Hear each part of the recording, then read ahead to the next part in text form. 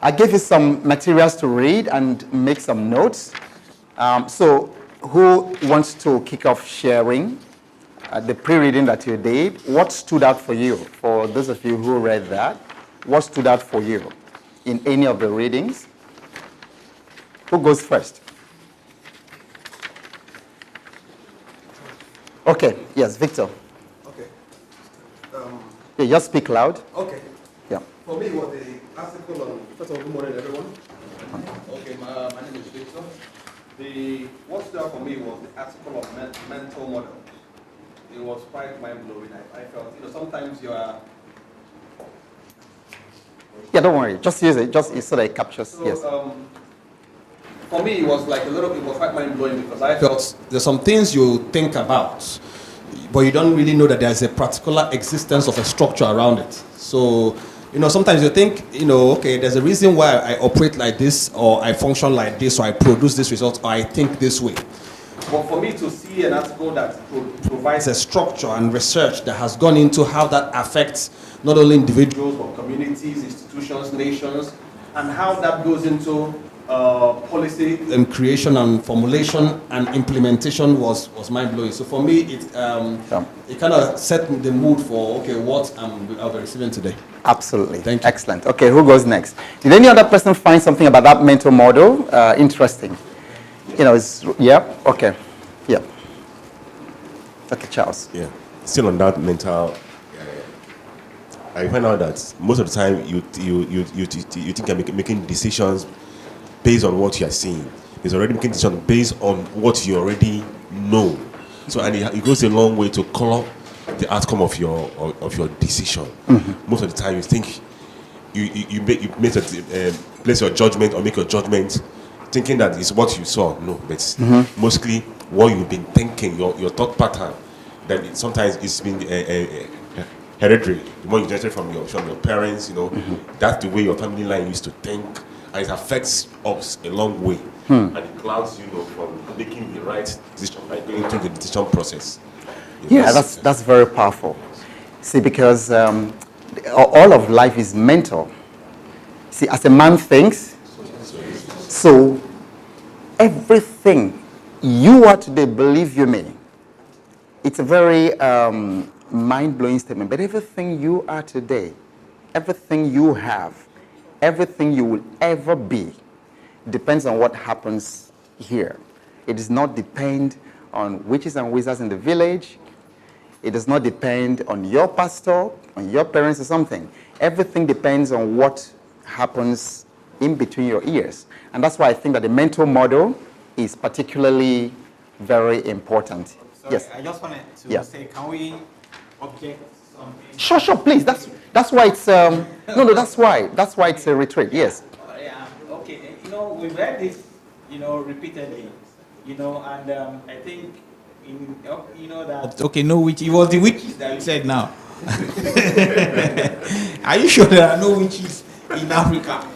Because we've seen stories. Recently I saw one lady came from the US and they came to bury the father, and then she just started crying, my head, and she died. And when we say mental, I'm sure probably she be all this positive thinking. Maybe they told her not to even come, and she came to Nigeria and then she died. Mm-hmm. You understand? So how do you juxtapose those kind of real life situations? Please, thank you for bringing up this.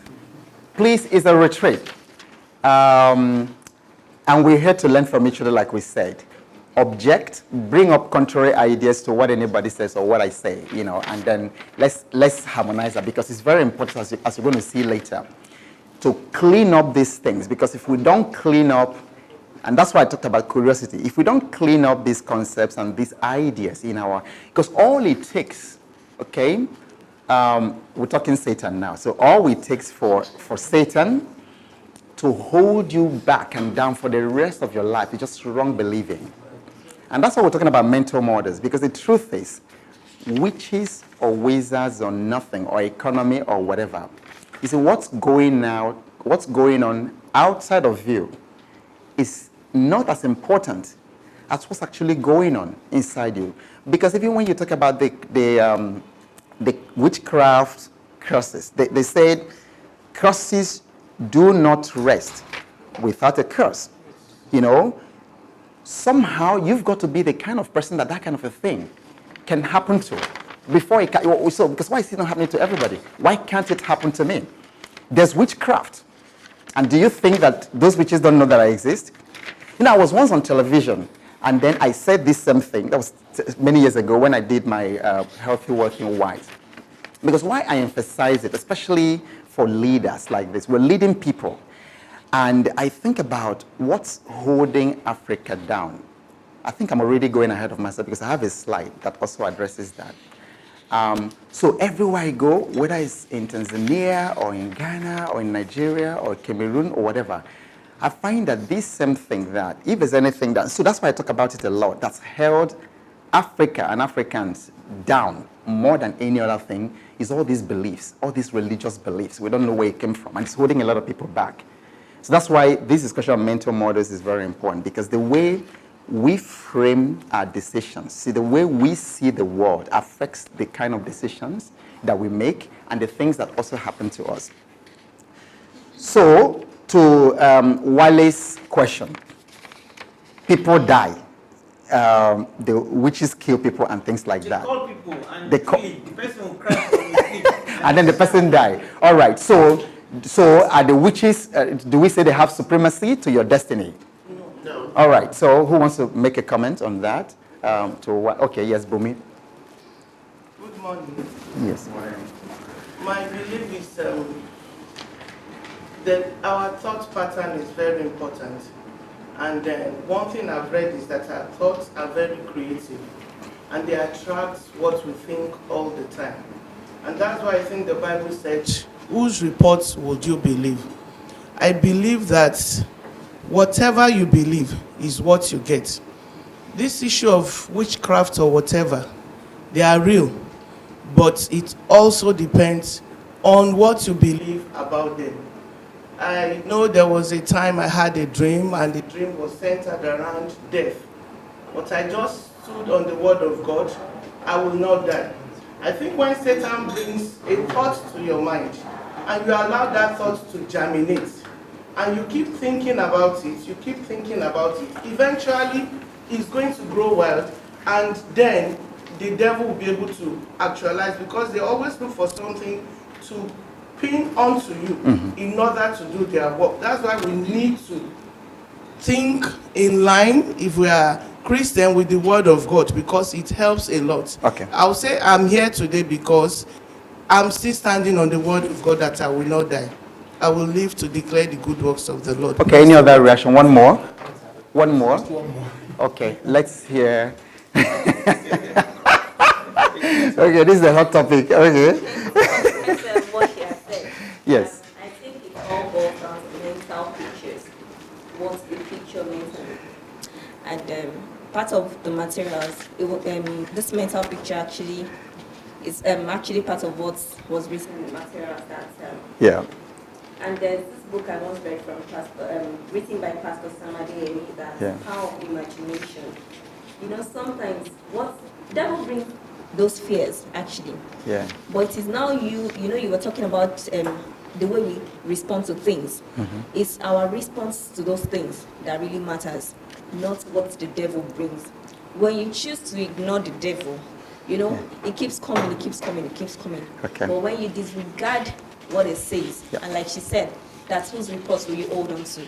Is it out of God or that of the devil? Reading the scripture this morning, you cannot drink from God's table and still drink from the devil's table. So what we're going to do, let's pack it. One illustration. Okay.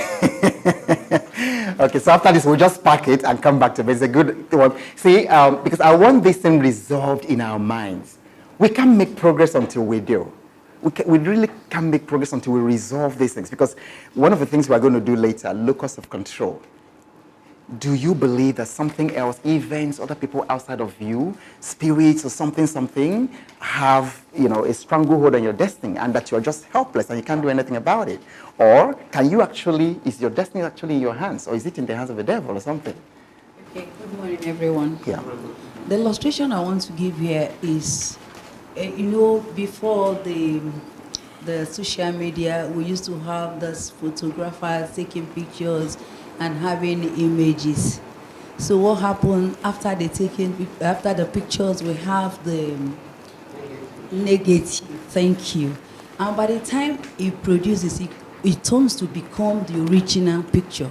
So whatsoever, like as we read that the book he gave us to read, you'll see that what you picture becomes an image in your heart. And by the time it continues, it produces the real picture. So when you keep imagining that you have witchcraft around you, whatever thing you are imagining, a time will come, it produces the original picture, just like the photographer does. Okay, excellent. So we'll pack it, we'll continue. But just put that camera on me. Let me talk to Africans. Listen, witches and wizards, listen to me all over the world. You can't kill me. You know you're afraid of me. I'm not afraid of you. You are the one afraid of me. You know, so Africans, witches and wizards can't stop us. It's time to move on to other things, okay? All right. Okay, so